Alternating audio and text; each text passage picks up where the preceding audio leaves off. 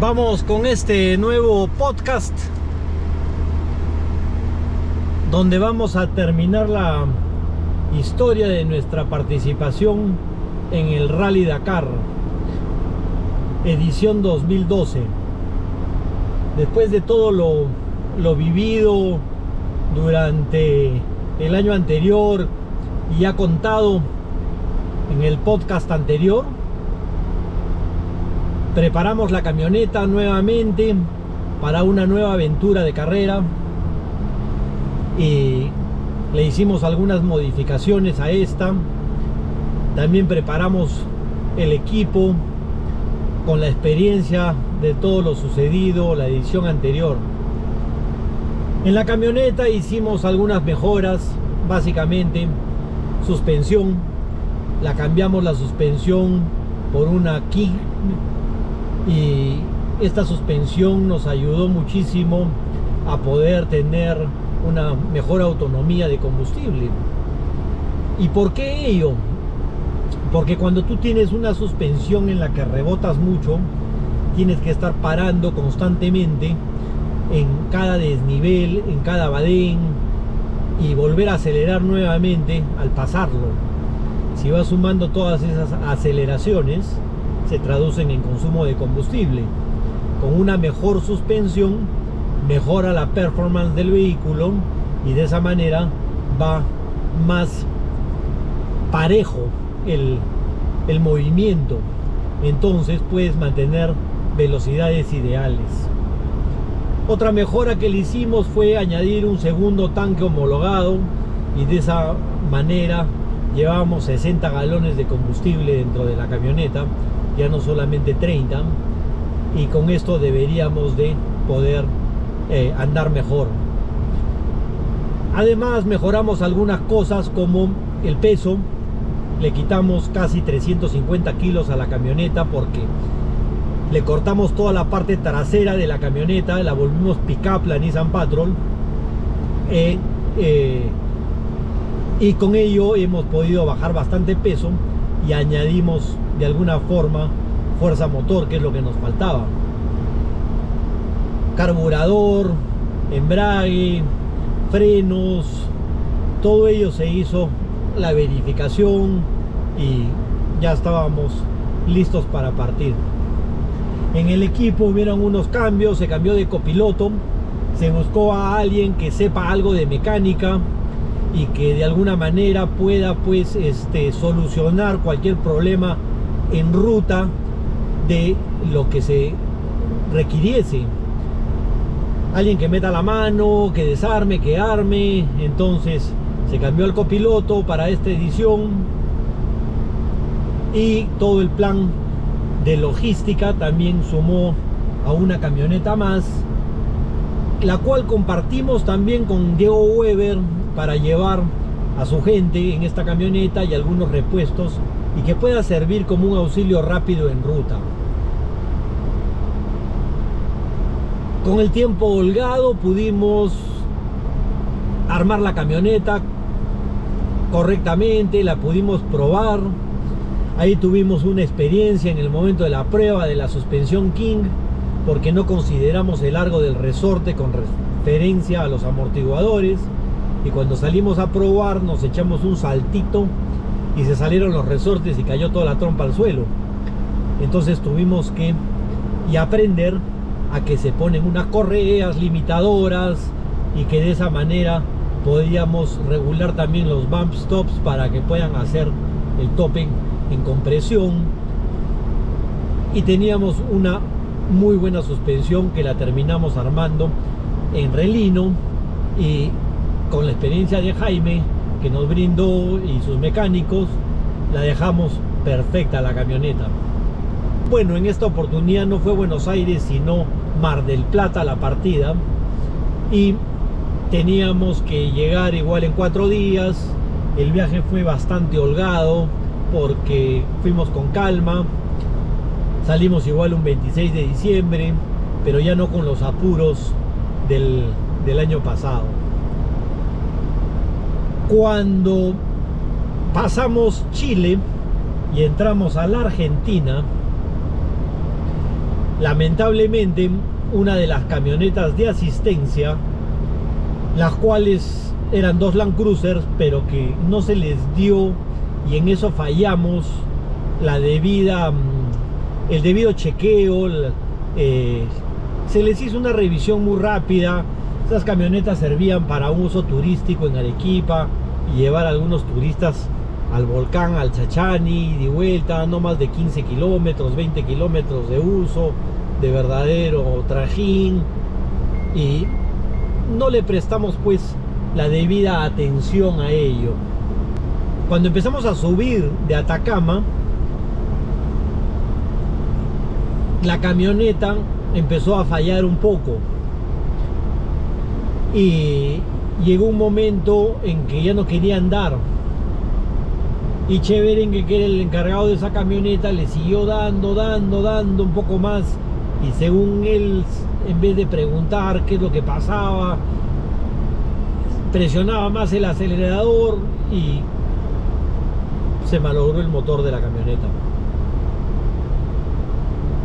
Entonces nos quedamos sin un vehículo, pero había que llevar esa camioneta hasta el lugar donde necesitábamos repararla. Ante eso, ¿qué hacíamos? Tuvimos que dejar la segunda camioneta para que la pueda remolcar a esa camioneta hasta un lugar adecuado. Y para esto, ¿dónde podíamos reparar esa camioneta? Martina, nuestra amiga del Dakar anterior, que ya la conocíamos y que nos ayudó muchísimo, nos brindó todo su apoyo para con sus mecánicos que tenían en esta zona del norte de Argentina, y pudimos reparar la camioneta en 4 días. Pero para esto nosotros teníamos que seguir andando, y nuevamente quedó esa preocupación de qué pasa si nos quedamos sin asistencia. Entonces ahí lo que debimos hacer era dejar esa camioneta y después ver qué se podía hacer. Pero tomamos la decisión incorrecta de destinar un tiempo y un presupuesto a repararla para seguir. Además había un compromiso con Diego, que estábamos compartiendo uno de los vehículos y no podíamos dejarla.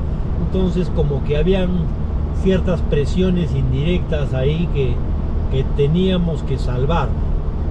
Entonces se quedó la otra camioneta para jalarla, dejarla en el sitio, y esa camioneta fue avanzando hasta Mar del Plata y llegó justamente la noche antes de la partida. Entonces teníamos los repuestos. La otra camioneta se mantuvo todavía en reparación por 4 días, y de ahí nos dio alcance a la mitad del recorrido una vez que la habían logrado reparar.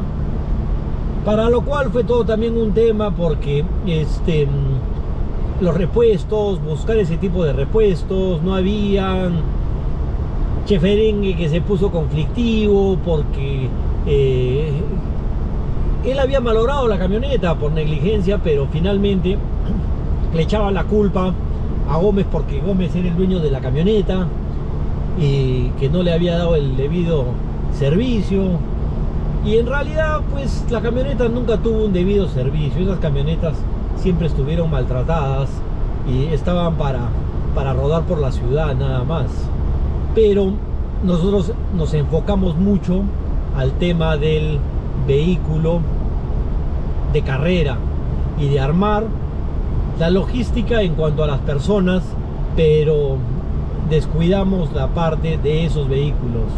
¿Hubiera sido más fácil alquilar 2 camionetas pickups?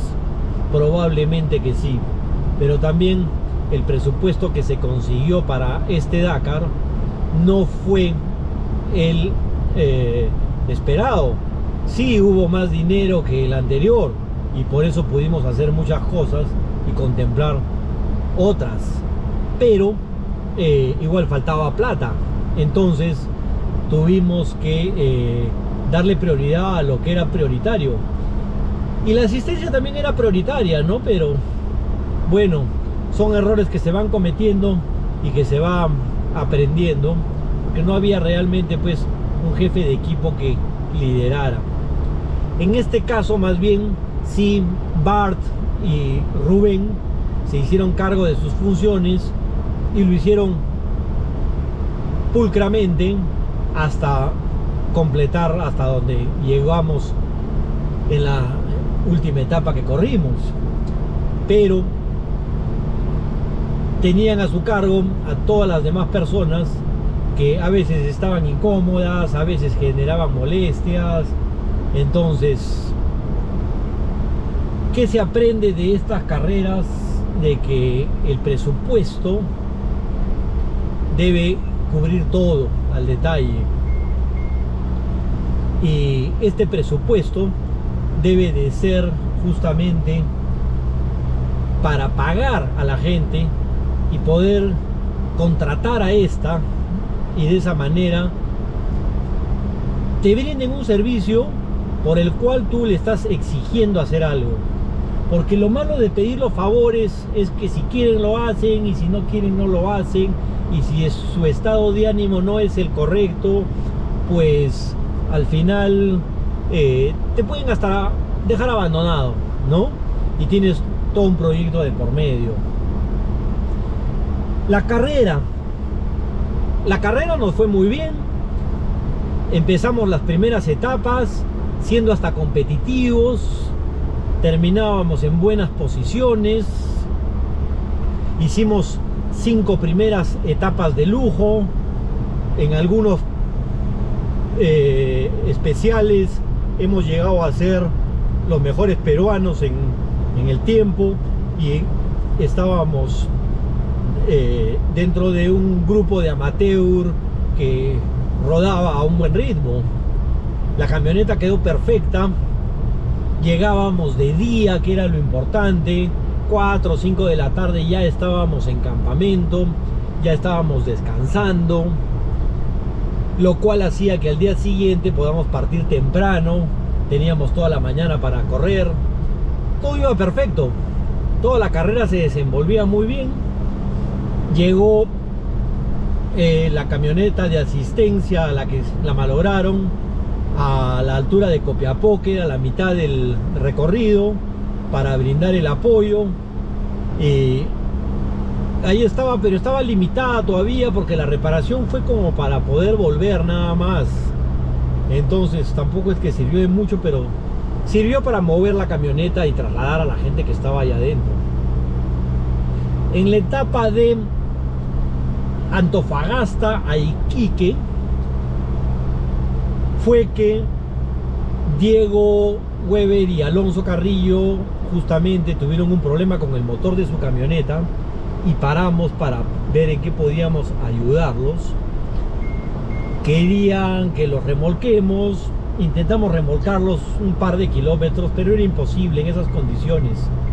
Nos íbamos a consumir todo el combustible y además se nos iba a pasar la hora. Entonces tuvimos que dejarlos, pero quedó ahí el apoyo siempre, porque nosotros estábamos con el teléfono satelital para llamar a la camioneta de asistencia, que le traigan todos los repuestos que se necesitaban, y de esa manera puedan ellos continuar la carrera. Entonces hicimos las coordinaciones, llegó la camioneta de asistencia para atenderlos, pero lamentablemente pues el motor era el que había muerto y no te permitían un cambio de bloque de motor. Tuvieron que abandonar en esa etapa. Esa etapa fue muy larga, además que tuvimos un problema con los frenos del vehículo, de que se iba hasta el fondo, fallaba el hidrovac. Entonces teníamos que parar con las cunetas, con los bordes del camino. No teníamos cómo reparar ello. Tuvimos que bajarle el ritmo a la carrera notablemente, e ir despacio, sobre todo en las zonas de bajada, porque frenábamos bajando el cambio y al final con el freno de mano parábamos, pero freno no existía. Nos hemos echado casi 150 kilómetros sin frenos y no había ese repuesto. Entonces había que llegar de todas formas al vivac. Para esto, en el último especial, después del enlace, nos encontramos con nuestro gran amigo, que lo hicimos ahí de amigo, argentino, Andrés Germano, que luego corrió en camiones y que estaba con su Hilux, con las llantas abiertas, y estaban por abandonar. No era una reparación difícil, pero estaban desanimados de la carrera. Entonces, en ese momento, conversando con ellos, justamente antes de empezar el último especial, me dice: he hecho todo para llegar a esto y tengo que abandonar porque las llantas están chuecas. Va una para la izquierda y una para la derecha. Es cuestión de enderezar la barra nada más. Entonces la amarramos a un poste de la camioneta y con la nuestra la empezamos a jalonear un poco porque no teníamos herramientas como para desarmar a ese nivel. Y se la pusimos derecha a la camioneta y me dijo: con esto ya puedo regresar por el enlace. Entonces le digo: con esto no vas a regresar por el enlace, porque si te estamos ayudando es para continuar en carrera. O sea que te me vas a la carrera de nuevo. No, que esto corres. Y lo convencimos. Pero me dijo: ya se está haciendo de noche y necesitamos navegar. No te preocupes de la navegación, le digo. Yo navego y de paso no entramos solos nosotros, entramos contigo. Y de esa manera podemos andar a un mejor ritmo y arriesgar un poco más, porque somos dos carros y nos vamos ayudando en caso que yo me atollo, tú me jalas, y así nos vamos avanzando. Ya, perfecto. Fuimos avanzando y sucedió eso. Nos atollábamos en algunos momentos porque eran unos pasos muy complicados. Había mucha huella. En esa etapa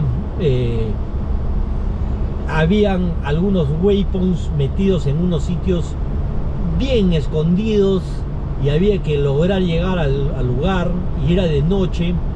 Pero así fuimos navegando y en una nos encontramos con unos alemanes, también unos franceses, y terminamos tipo travesía llegando al vivac a las 12 de la noche con una navegación impecable.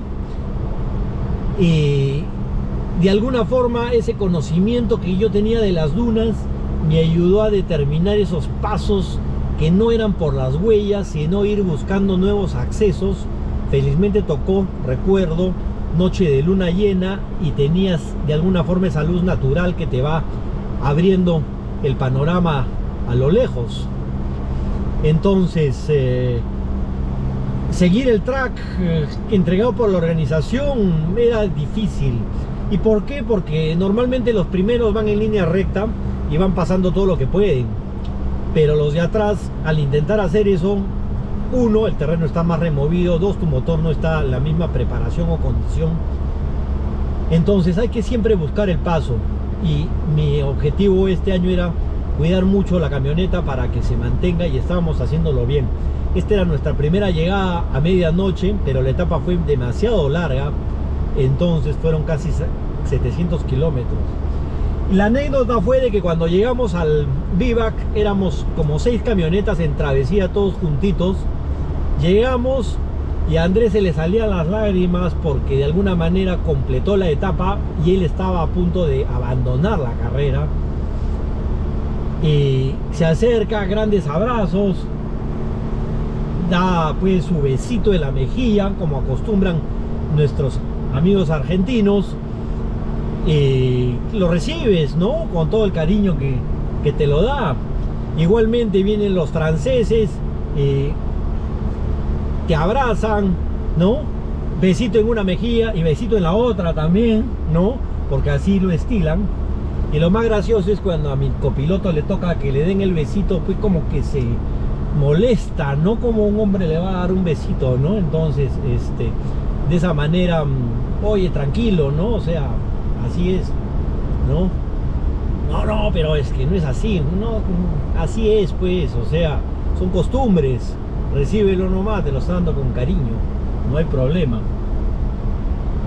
Entonces, continuamos al vivac, la cena, la comida, al día siguiente, la partida. La camioneta estaba bien. había que hacerle algunas cositas nada más, cambios de aceite.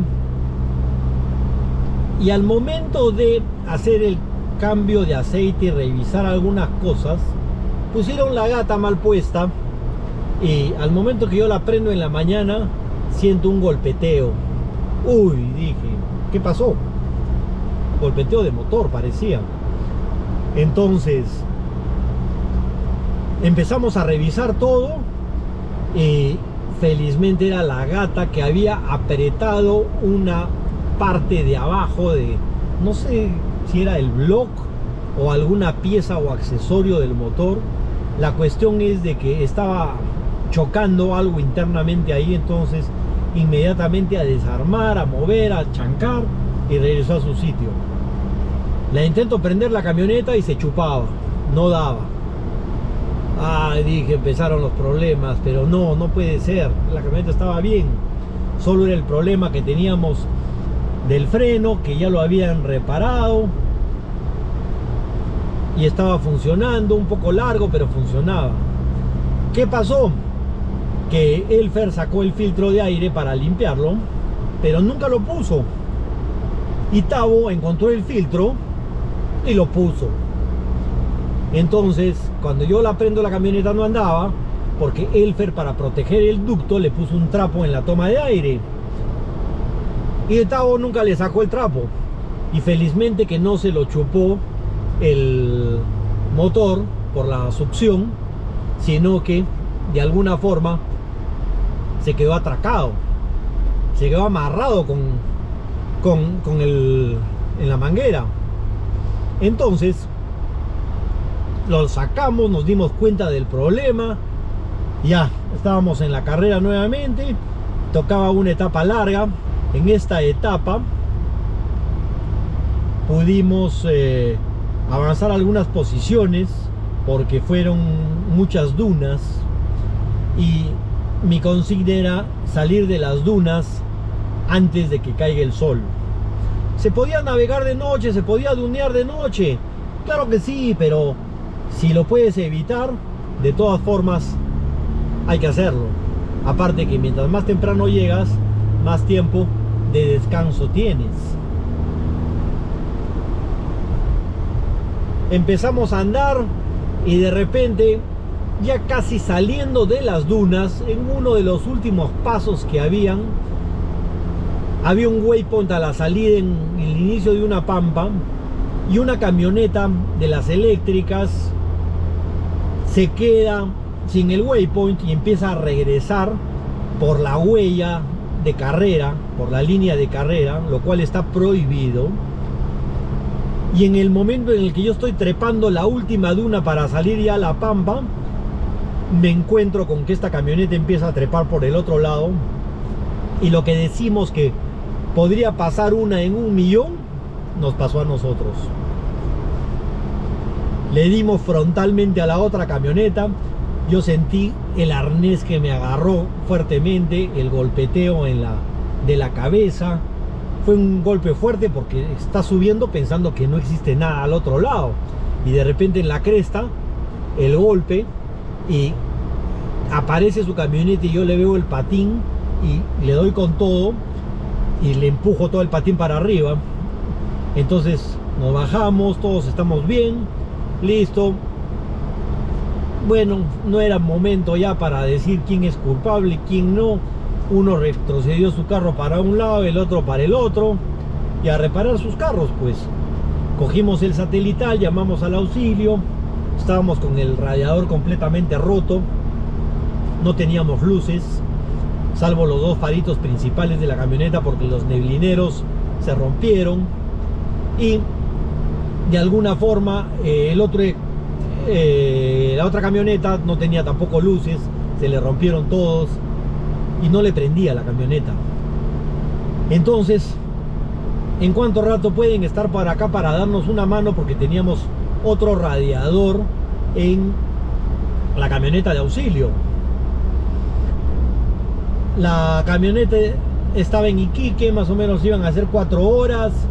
Vengan, les dije, tienen que entrar. Les dimos el waypoint, Nos demoramos unas 4 a 5 horas en reparar porque dijimos vamos reparando, y felizmente tomamos esa decisión de reparar y no de poder esperar. Usamos los Soldimix, pasó otro equipo, nos regaló unos pegamentos especiales, esperamos como 1 hora, secó todo, lo pusimos de nuevo el radiador, no goteaba, pero tenía huecos por todo lado. Y el problema fue que la paleta se había roto. Al romperse la paleta del ventilador ya no chupaba la misma cantidad de aire, porque la paleta es lo que rompió todo, porque en el golpe el motor se fue para adelante y se incrustó dentro del radiador. Entonces la paleta se metió dentro del radiador. No teníamos paleta, se había roto toda, entonces la camioneta andaba pero calentaba. Llamamos a la asistencia para decirle que estábamos en movimiento, pero ya no tenían ellos señal. Dejamos un mensaje y les dejamos una hoja también en el sitio diciendo vamos avanzando, más bien recojan todo lo que estamos dejando acá. Claro, ellos llegaron al sitio, pero después de 1000 atolladas, entraron hasta el lugar casi a pie, no pudieron llegar con la camioneta, eran una sola camioneta, no tenía quien los apoye, eran dunas, era complicado entrar, aparte que no se tenía esa suficiente experiencia en dunas para hacerlo. Y cuando llegaron encontraron nuestro papelito que decía ya nos fuimos, estamos en ruta. Entonces tuvieron que volver a salir nuevamente para irse hasta Iquique. En el camino tuvimos que bajarle el ritmo porque felizmente era de noche y de madrugada, no hacía tanto calor, pero calentaba la camioneta. Hemos llegado alrededor de las 4 de la mañana, 5 de la mañana, y hemos podido reparar la camioneta. Le cambiamos el radiador y la paleta del ventilador no la teníamos. Entonces mandamos a Cheverengue a conseguir una paleta de ventilador, y en vez de conseguirnos una paleta de ventilador de 12 voltios nos consiguió una de 24 voltios. Y el problema fue de que todo el mundo ya había pasado aduanas y migraciones y te daban un papelito blanco que cuando tú llegabas a la frontera solamente tenías que entregarlo. Salimos últimos del vivac rumbo a Perú. Salimos y la ruta iba hacia Tacna, daba una vuelta turística y se iba hacia Boca del Río. Entonces yo evité toda esa zona y me metí por los palos por un corte que conocía, que es la zona de los palos, que era un camino de tierra y que me llevaba al mismo sitio. Entonces ahorré casi 20 kilómetros y cuando llego ya estaban cerrando el puesto de control para darnos partida. Entonces partimos últimos, nos dieron la partida y cuando partimos vemos que se estaba moviendo todo el radiador y la paleta choca contra el radiador y rompe de nuevo todas las aspas. Como estaban pegadas, las rompió toditas.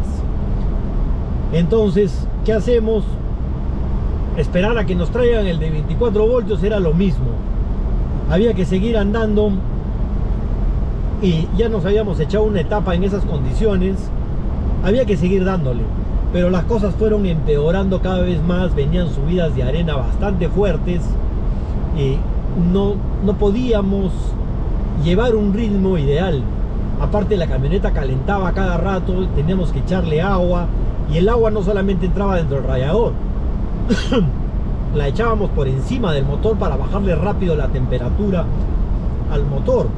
Entonces le echamos 4, 6, 8, 10, 20 botellas de agua por encima, bajaba la aguja, le dábamos 8 o 10 kilómetros y teníamos que hacer lo mismo. Hasta que llegamos a la zona de Ite, donde en Ite había que cruzar el vadeo y ese vadeo estaba todo removido. Felizmente había gente y cruzando el vadeo nos quedamos en pleno vadeo y la gente, en su afán de ayudar, amarró la camioneta a puro brazo y nos empezaron a ayudar a moverla, a jalarla, y así la sacamos del río la camioneta porque estaba crecido, había crecido ya a esa hora bastante el río, era temporada de lluvia. Y eso le ayudó a nuestro motorcito a que se enfríe un poco también, ¿no? Entonces de ahí empezó un camino zigzagueante por el desierto con una temperatura de infierno. Llegamos a las dunas de Hilo, donde ya de alguna forma conocía ese sector. Entonces trataba de buscar los pasos menos complicados, siempre saliéndome de la huella y buscando pasos alternativos. Y finalmente cumplimos con todas las dunas y salimos al enlace. Cuando llegamos al puesto del enlace, nos esperaba nuestro auxilio con bastantes amigos ahí. Estaban justamente los amigos Ugalde de Chile, que habían estado duneando por la zona. Y en ese rato la camioneta empezó a hervir, se abrió la tapa del radiador y salió como un geyser toda el agua. Entonces, ¿qué quedaba? Simplemente esperar, enfriar, tapar, y pusimos el otro ventilador, pero le pusimos unas adaptaciones ahí que alguien nos ayudó para poder modificar y que ya trabaje con sus 12 voltios la otra paleta. Entonces, ¿qué sucede? Que salimos 8 de la noche más o menos de Moquegua y llegamos de madrugada, después de hacer el enlace de la Clemency, a la Linga, la famosa Linga, en la que entramos últimos, y tuvimos que hacer un off-road por las huellas de los camiones encima del Feche, de la etapa más dura que ha tenido el Dakar en toda su historia, donde eran huecos de 40-50 centímetros y que si la pensabas mal o ponías malas llantas, pues te quedabas colgado. Pasamos finito todo ello, pero ya iba el cansancio ganando, ¿no? Entonces llegamos a salir de la Linga a las 5 de la mañana aproximadamente, y todavía había que hacer una vuelta por La Joya. Entonces hicimos todo el recorrido y llegamos a Arequipa a 6:30, al vivac de Arequipa, donde estaba la gente esperándonos, pero ya de los que estuvieron en La Pampa esperándonos no quedaba nadie. Simplemente algunas personas en el vivac. Llegamos, marcamos tarjeta y nos dieron el nuevo roadbook. En este nuevo roadbook decía la partida en Tanaca. Perfecto. Cometí el gran error de mi vida y creo que por eso no terminé ese Dakar, porque subestimé las condiciones. Me arrepiento de ello, porque estando en tu zona, en tu casa, a veces uno cree que tienes todo a favor y más bien me jugó todo en contra, porque en vez de desarmar la camioneta en el vivac y arreglar todo lo que podía estar mal, y que ya no estaba tan mal en realidad todo, la camioneta andaba, tenía problemas, pero estaba andando. Ya esa última etapa teníamos los problemas, pero caminaba. Decidimos meterla al taller para cambiarle todo lo que estaba mal para las últimas 2 etapas, como si nos sobrara el tiempo. Aparte, nos fuimos a dar un duchazo porque estábamos todos sucios, y mi copiloto se demoró una eternidad en regresar a la camioneta. Ahí perdimos 15 minutos en ir a conseguir el combustible para, mientras tanto reparábamos, íbamos cargando los tanques. Demoró un montón también. El ir y venir hasta el taller nos quitó casi 1 hora. Si vas sumando esas cosas, eran fácil 2 horas y media, 3 horas perdidas. Y salimos de Arequipa a 10 de la mañana. 10 de la mañana partimos rumbo a Tanaca, con la camioneta prácticamente sin ningún problema. Radiador nuevo, ventilador nuevo, frenos nuevos, aceite nuevo, todo se le cambió, hasta la aspiraron la camioneta. Bien bañaditos, nos fuimos a terminar un Dakar. Entonces, cuando llegamos a Tanaca, había habido una hojita adicional que te ponen cuando hay modificación de roadbook. y decía partida en Chaviña. El cálculo que nosotros habíamos hecho, y ya nos habíamos echado 3 horas 15 desde Arequipa hasta Tanaca yendo a lo que daba la camioneta. Fue bastante bueno, pero nos faltaba todavía llegar al otro punto. ¿Y dónde estaba el papelito? Se había traspapelado ahí, nunca lo leí yo. Entonces, ¿qué pasó? Ni modo, vamos a Chaviña. Llegamos a Chaviña, ya estaba cerrado el acceso. Llamé a Francia para pedir solicitud para poder partir, porque si tú llegas al punto de partida y ya se fueron los jueces, si te dan la autorización, como te están vigilando por GPS, puedes partir y te toman tu partida. Pero, ¿qué sucede? Que me dice el francés que estábamos descalificados por estar fuera del tiempo. Y le digo, pero estamos todavía dentro del tiempo. El último camión ha partido hace 1 hora. Y en realidad puedes partir hasta 1 hora después del último camión. Pero ya el camión había partido a 1:30, 2. Entonces dije, me voy a Nazca. Me fui a Nazca por la carretera, me metí al centro de control, hablé con los franceses y le digo, déjanos partir, nos faltan 2 etapas, por favor. Y me dicen, no puedo por seguridad. ¿Pero qué seguridad? Le digo, mi carro está andando, mi carro está funcionando. Y me dice, en principio te has ido a un taller a reparar, pero no hay problema, porque te lo podemos pasar. Hay muchos que lo han hecho durante la ruta, pero como no están punteando la carrera, entendemos tu situación. El problema es de que llevas 56 horas en movimiento desde tu última partida que has hecho en Arica y no para la camioneta. Por reglamento no puedes andar porque no has tenido el tiempo de descanso suficiente. Mira, le digo, si quieres me echo a dormir acá a tu costado, me controlas el sueño, me duermo 4 horas, 6 horas, 8 horas, salgo de noche, ya me faltan 2 etapas. Imposible, me dicen. Te esperamos al próximo año. Y así perdimos este Dakar, que lo pudimos completar. Veníamos muy bien al inicio. Algunos problemitas que siempre pueden suceder y que de alguna forma se corrigieron. Pero ese choque nos desestabilizó todo, porque desde ahí empezaron todos los problemas y caemos nuevamente en esa asistencia en la que dependes de algunas personas que con poco criterio los mandas a comprar un repuesto y que te compran otras cosas.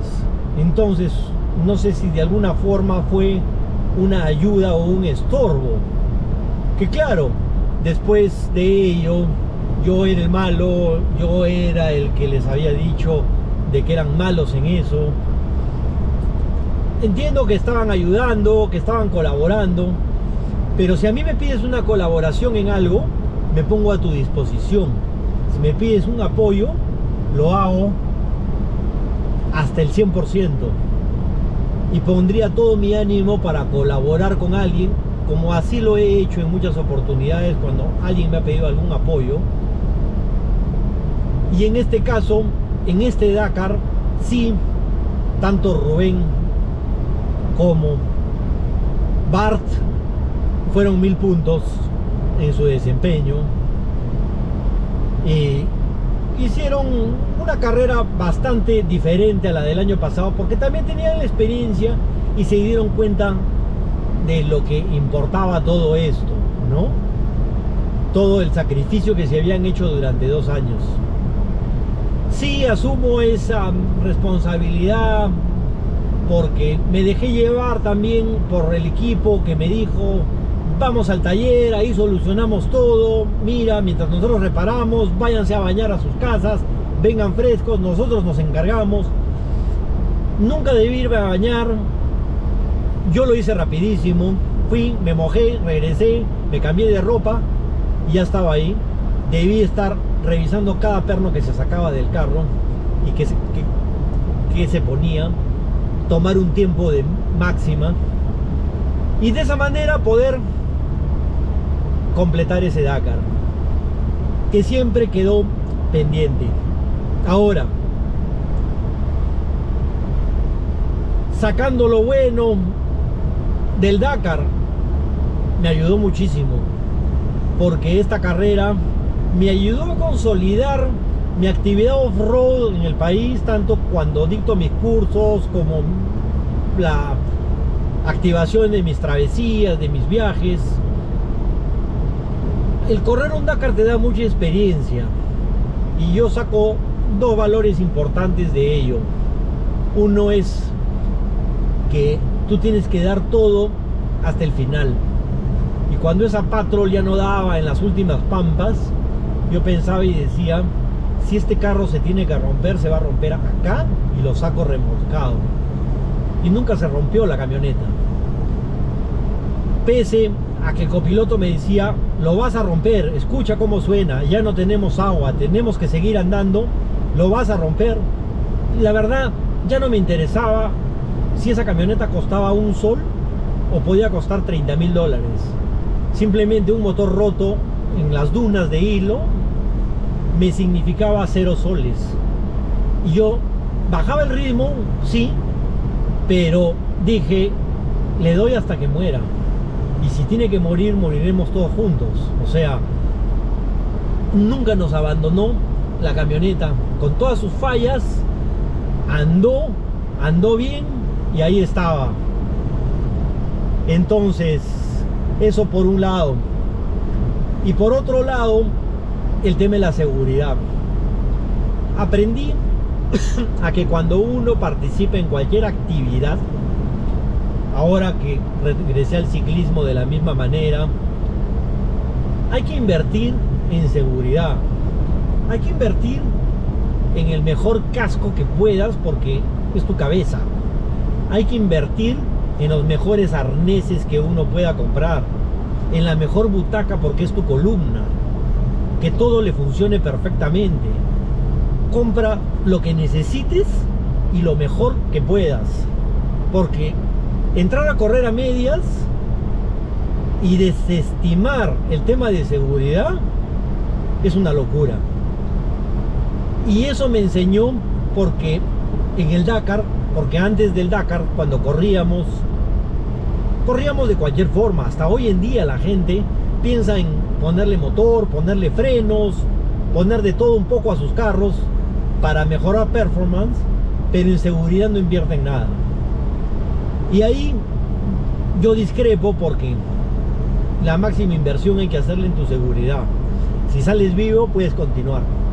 Así funciona. Entonces me enseñó a poder comprar lo que se tenga que comprar, y si todavía tienes un poquito más de dinero, compra mejores cosas todavía, pero empieza por la seguridad.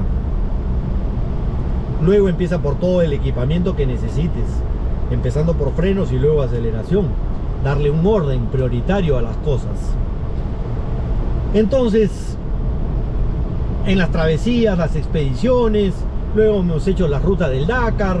La gente quería vivir un poco esa experiencia. Entonces, correr el Dakar sí te significa un nivel superior, porque de alguna forma has vivido eso y no cualquiera lo vive. Entonces, me quedo con esa satisfacción de haber podido participar en esos 2 Dakares. Y si bien no pude completarlos, a mi hijo Alfonso le ofrecí que algún día podíamos correr, cuando él cumpla 18 años, el Dakar.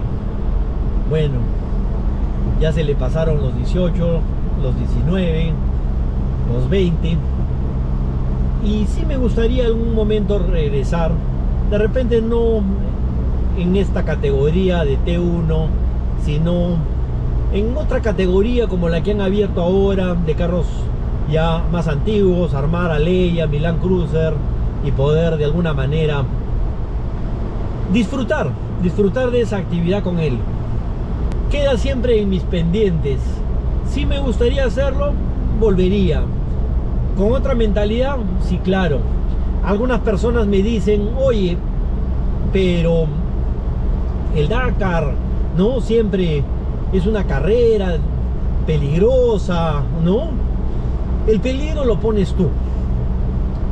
En realidad, tú eres el que asumes cada riesgo. Hay que ser bien loco, bien sacado un poco de que te falten los tornillos, ¿no? Para hacer algunas cosas como navegar de noche, meterte por algunos sitios complicados, como esa toma que apareció en Fox cuando baja el helicóptero y encuentra todo el campamento durmiendo y nosotros estamos durmiendo debajo del carro porque fue justo la etapa que nos quedamos sin frenos y teníamos que andar bajo la Camanchaca, tanto que se cerró y decidimos dormir a mitad del camino para al día siguiente continuar. Estábamos en etapa de descanso y teníamos hasta las 6 de la tarde para poder completar. Y le dimos hasta donde pudimos en la noche hasta que dijimos nos vamos a matar. O sea, acá dormamos 4 horas, que se levante la niebla y podemos continuar. Y cuando levantó la niebla apareció el helicóptero y así como nosotros habían como 30 carros más entre camiones, camionetas y motos, que no sabíamos que existía toda esa gente porque estaban durmiendo a los costados en medio de la niebla. Entonces pasan los años y también empiezas a considerar algunas cosas también, pues, ¿no? El cuerpo ya no es el mismo. Yo antes te podía manejar también 20 horas, 24 horas seguidas y ya no lo disfruto. Entonces prefiero hacerlo más holgado, con más tranquilidad, descansando más. Prefiero el overland a lo que me he dedicado, a disfrutar los paisajes, a disfrutar los momentos. La experiencia está, la experiencia existe. ¿Se puede hacer algo? Veremos qué pasa en los próximos años, cómo va la vida y qué va sucediendo. No lo cierro en mi libro, pero sí me gustaría volver a correr un Dakar. Y bueno, esta ha sido la historia de nuestra participación. Fue una carrera mucho más bonita que la anterior. La disfruté más, no renegué como en la anterior. No tuve que cobrarle a nadie el dinero. Se consiguieron auspicios. De alguna forma cubrí todos los gastos de carrera que se realizaron. Nadie tuvo que poner un sol más sobre lo acordado. Le agradezco su tiempo a todas estas personas que participaron, los que se portaron bien y los que se portaron mal también, porque es parte de la persona eso. Son niveles de estrés tan altos que en esos lugares es donde vas a mirar a las verdaderas personas, porque o cambian al 100%, muestran sus lados justamente vulnerables, o una persona que era muy callada y que no ayudaba mucho se transformó en alguien activo que quería apoyar en todo.